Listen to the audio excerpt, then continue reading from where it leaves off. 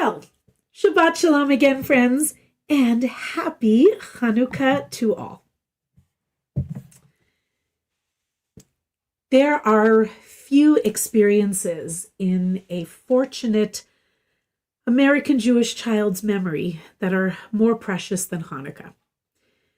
The twinkle and dance of the Chanukiah lights, the incomparable aroma of frying latkes, the flavor of a jelly donut, raspberry's my favorite, the singular melody of the candle blessings, and the fun of a spinning dreidel.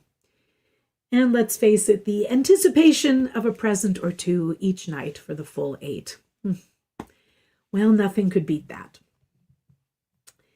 Mi Yamalel, Who Can Retell, is probably my favorite all-time Hanukkah song. But way up there, too, is a song called Banu Choshech Legaresh. We have come to banish the darkness. It's not as well known, but I have always loved its second line. Kol echad hu or katan, vekulanu or eitan. Each of us is but a small candle, but all of us together make a firm, strong light. I've been thinking a lot lately, and especially since the atrocities of October 7th, 2023, about a core rabbinic teaching from the Babylonian Talmud. It's in Tractate Shabbat 39a. And it's where we get the idea, Kol Yisrael arevim ze bazeh. All of the children of Israel are responsible for one another. How crucial to be reminded of this powerful message during Hanukkah, the festival of light, and against a backdrop of so much darkness and uncertainty. The rabbis arrive at that hopeful, harmonious notion of collective guarantee after a long conversation about the cascading effects of sin. But from there, later sages agreed that every Jew should ensure at a minimum that each member of our extended Israelite family has their most basic needs met for food, clothing, and shelter. We fall short on those things far too often, but it is quite a true statement that the Jewish community tends to primarily have one another to lean upon, even as we try, based on all of these teachings, to support so many others in their hour of need. It's a proud tradition to be a part of. But when it comes down to it, the Jewish people, this tiny sliver of humanity, is responsible for each other. It's such a high bar to be the keepers of our brothers and sisters. For such a numerically minuscule people, we don't always agree, to say the least. And too often our differences have resulted in near and actual self-inflicted calamity. Our candles don't shine together firmly and strongly nearly as often as they should. When I look back to the fragmented history we have from the time of the Maccabees in the 2nd century BCE and forward, Jews were in conflict then too. Many advocated for assimilation and Hellenization, and other more zealous adherents to Moses' law fought vehemently against such concessions. A read through of Maccabees 1 demonstrates that they knew their Torah pretty well. They certainly knew the main characters, and they cast themselves in that mold.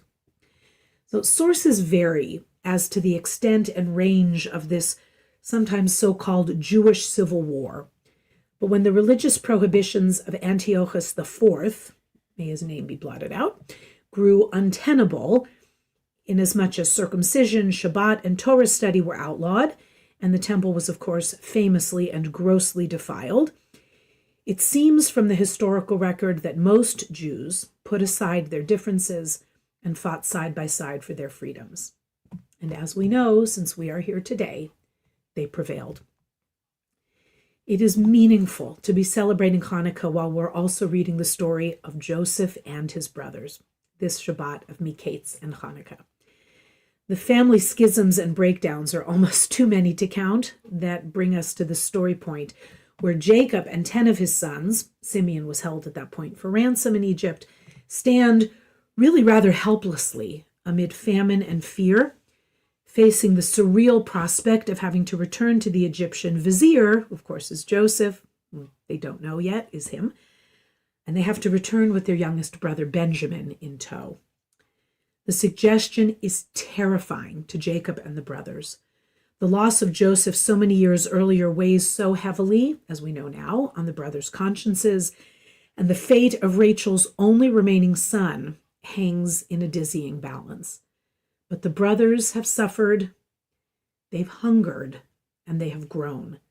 And the leaders among them demonstrate, at long last, maturity and courage.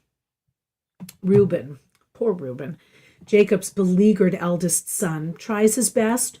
He offers that his father may kill my own 2 sons if I do not bring Benjamin back to you. Put him in my care. But Jacob adamantly refuses. That relationship is complex and fraught, and Reuben is denied redemption here.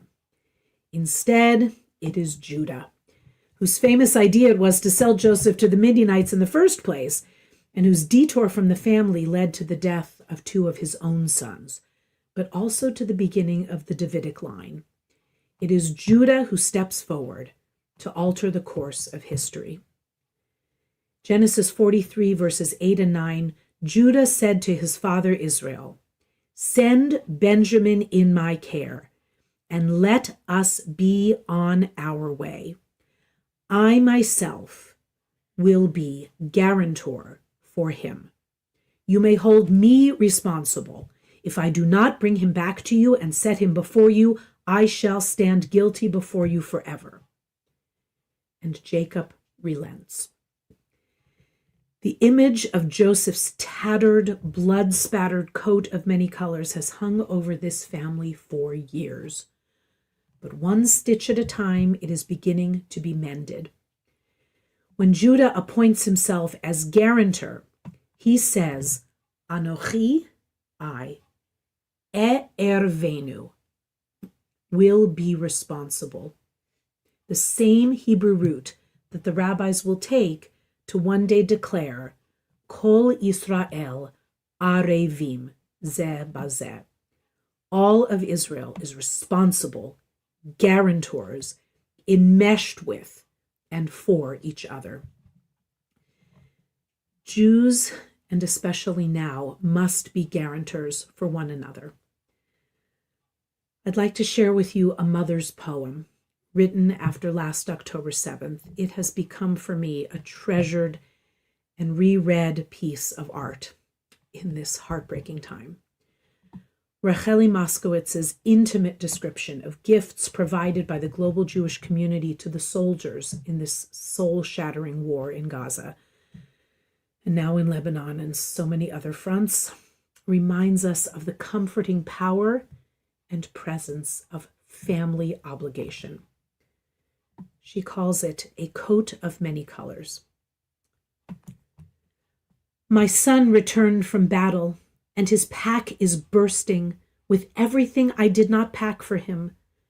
Socks donated by a community in Argentina, a checked blanket smelling of another home, a blue towel from a family on the Moshav, tzitzit from Jerusalem, a fleece top gifted by a high-tech company, a scarf knitted by an elderly lady, T-shirts bought by a paybox group, a sheet given to him by a friend, gloves bought by young girls, a jacket from someone's closet who came and offered. I arrange all the fabrics, sew a new striped coat. Look, Joseph, your brothers assume responsibility for you. We realize as we read this poem that all of the humble gifts are made of cloth and can be woven together to make a new ketonet pasim, a multicolored coat like the one that caused so much strife for Joseph. But this time it's a coat created by a mother, representing deep concern and the hope of a safe return. Joseph's family assumes responsibility. Yet another Rachel Gottlieb, wrote in the Times of Israel last December, "We are a family, and families sometimes fight. It's true. But when push comes to shove, with our backs to the wall, when the rest of the world turns against us and all we have is each other, we put aside our differences, shoulder each other's pain, share in our nationally personal sorrow, and weave ourselves that coat of many colors." It's never been a smooth or simple road for the Jews. But reading the story of Joseph and his brothers during Hanukkah, reflecting on the conflict between the zealous Maccabees and Hellenized Jews, I am amazed again what this little Jewish family has endured. Yeah, much of it we've done to ourselves, and far, far, far too much more has come from the outside world. But the gifts we give to each other and the tiny, indomitable candles that blaze in this ongoing darkness are a beacon of hope. One day may we know the blessings of family love, communal solidarity, and holding one another as guarantors of a peaceful future. Please God. Shabbat Shalom and Chanukkah Sameach.